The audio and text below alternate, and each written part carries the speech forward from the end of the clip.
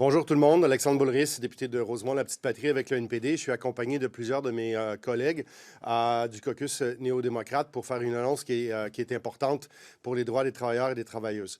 Je tiens à souligner d'emblée que le chef par intérim du parti, M. Don Davis, n'est pas présent avec nous en ce moment parce qu'il y a une manifestation du syndicat canadien de la fonction publique à l'extérieur sur la colline parlementaire et il est invité à prendre la parole et aller rencontrer les travailleurs et travailleuses syndiqués.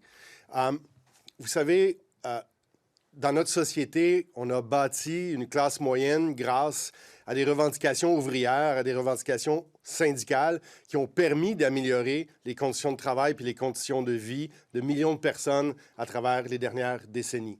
Et ça s'est fait grâce à un outil qui s'appelle les moyens de pression, un outil qui s'appelle également le droit de faire la grève, d'exercer des pressions sur son employeur pour améliorer son salaire, sa retraite, ses conditions de travail, son horaire, etc.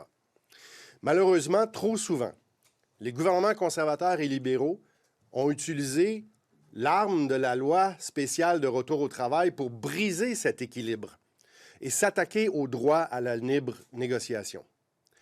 Mais ça finissait par paraître un peu qui contournait les droits fondamentaux des travailleurs en utilisant la loi spéciale puis le retour forcé au travail. Alors, récemment, les gouvernements libéraux ont utilisé une autre tactique, l'article 107 du Code canadien du travail, qui force un arbitrage exécutoire. L'article 107 force un arbitrage exécutoire, ce qui fait en sorte que ça vient miner le rapport de force, que ça vient empêcher les travailleurs et les travailleuses d'exercer leur droit constitutionnel de faire des moyens de pression auprès de leur employeur, et tu as des employeurs qui s'attendent à ça. Et on l'a vu récemment avec les agents de bord de Air Canada. Et ce n'est pas une fois. Depuis 2024, le gouvernement libéral a utilisé l'article 107 8 fois. Il a utilisé contre Poste Canada, les travailleurs de Poste Canada, les travailleurs du port de Montréal, les travailleurs du port de Vancouver.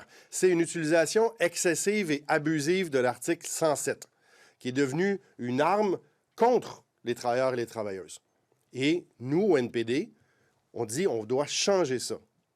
Et on est d'accord avec le CTC pour dire qu'il faut éliminer l'article 107. Donc, si aujourd'hui on est devant vous, c'est pour vous annoncer que cet automne, je vais déposer un projet de loi privé qui va avoir un seul article, éliminer l'article 107 du Code canadien du travail. Ce n'est pas nécessaire. Il y a d'autres outils qui sont dans les mains du Conseil canadien des relations industrielles. Et on a vu que les libéraux, successivement, se sont attaqués aux droits des travailleurs et des travailleuses grâce à l'article 107. Donc, nous, on a une solution facile, efficace. On prend l'article 107, on le met à la poubelle. Okay? So, in English, and after that, I'm going to give the mic to my colleague, Leah Gazan. So, we build, industrial relations and working relations and negotiations in this country with a balance and to have fairness at the table when workers are asking to improve their wages, their pensions, their, working conditions. And we have created, middle class and working class with that kind of method. But in the last years, we saw more and more conservative and liberal government using back-to-work legislation to force the workers to shut up and stop their pressures on their employers and the company. And that's a shame because it's a fundamental right to be able to have free negotiations. And the best bargains are always at the table. But in the last years, because it was a little bit too obvious to use that back-to-work legislation because it looked bad, the Liberals used Section 107 of the Canadian Labour Code to shut down the rights, fundamental rights of those workers. And we saw it recently with flight attendant at Air Canada. But it's not the only time. Since 2024, the Liberal government have used Section 107 of the Canadian Labour Code 8 times in different occasions.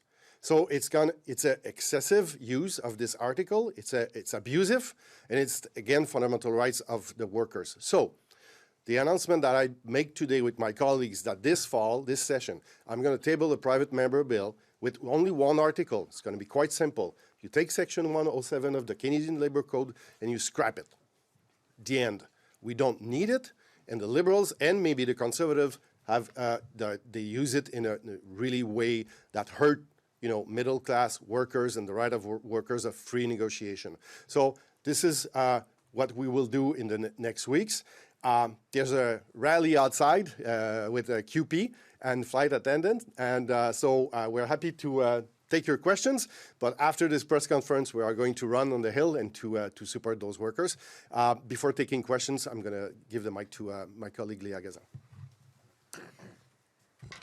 Thank you so much, Alex, and thank you to all my NDP colleagues here today, and thank you to Don Davies, who's actually at the strike or protest right now in support of ensuring that flight attendants are respected and that we stop supporting unpaid work.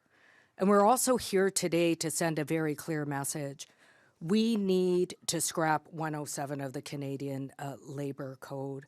I want to commend all the flight attendants that risked their job security, that under great financial duress, pushed back against corporate greed, pushed back against Air Canada and said unpaid work doesn't fly.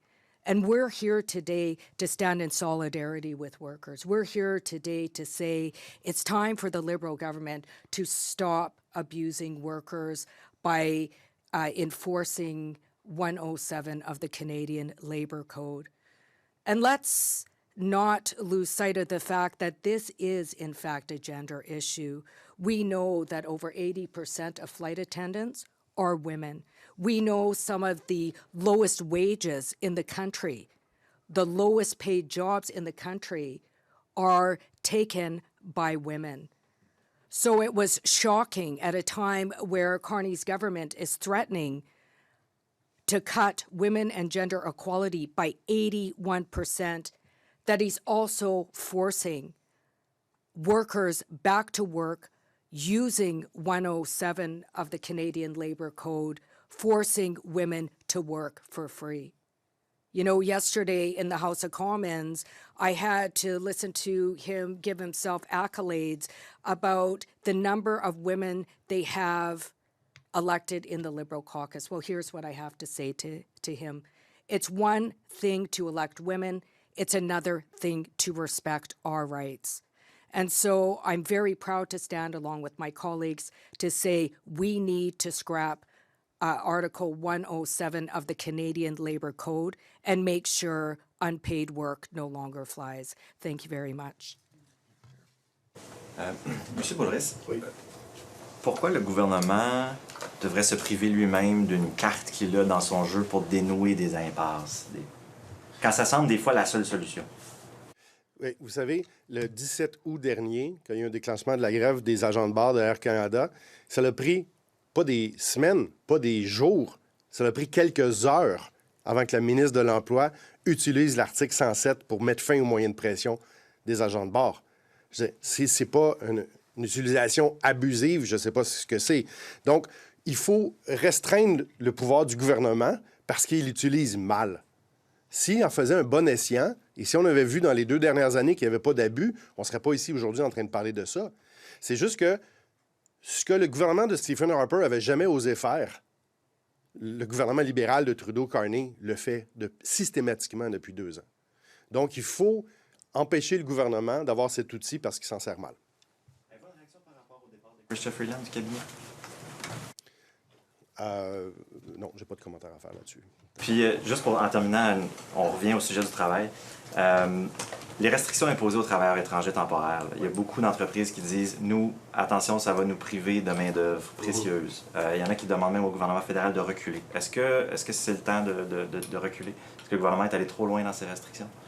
Bien, depuis des années, sous les gouvernements conservateurs et libéraux, il y a eu une utilisation du programme de travail migrant temporaire qui fait en sorte que c'est comme si on avait dopé l'économie canadienne avec du cheap labor. Donc, il faut faire attention parce que nous, au NPD, on est le parti des droits des travailleurs et des travailleuses. Donc, ces gens-là, premièrement, doivent avoir des droits, doivent avoir des statuts, doivent être protégés également parce qu'on a vu dans des pratiques, parfois, dans certaines compagnies, où c'est assez, ça ne respecte pas les règles, ça ne respecte pas les normes. En même temps, est-ce qu'il faut revoir le programme pour l'adapter à la réalité? Bien sûr, on est ouvert à ça. Surtout dans une situation où le taux de chômage chez nos jeunes est très élevé. il faut atteindre un bon équilibre. Il ne faut pas que ça fasse des pressions à la baisse sur les salaires des gens. Il faut que les Québécois et les Canadiens qui veulent travailler puissent pouvoir le faire, mais on sait qu'on a besoin également de ces travailleurs, de ces travailleuses migrants temporaires. Sinon, notre économie va s'écrouler. Que ce soit dans le secteur agricole, qui est l'exemple classique, mais également dans la transformation, les abattoirs, ou même dans le secteur de la santé. On a des travailleurs migrants temporaires. Donc, il faut agir avec vraiment beaucoup de délicatesse, mais toujours en protégeant les droits de ces personnes-là et jamais en les blâmant dans le discours public comme étant responsables de quoi que ce soit. I'm wondering if you can share any thoughts about the progress that's been made between Air Canada and the flight attendants and the fact that there hasn't been a mediator picked yet. Are you wanting to see the government do anything more to kind of push this along?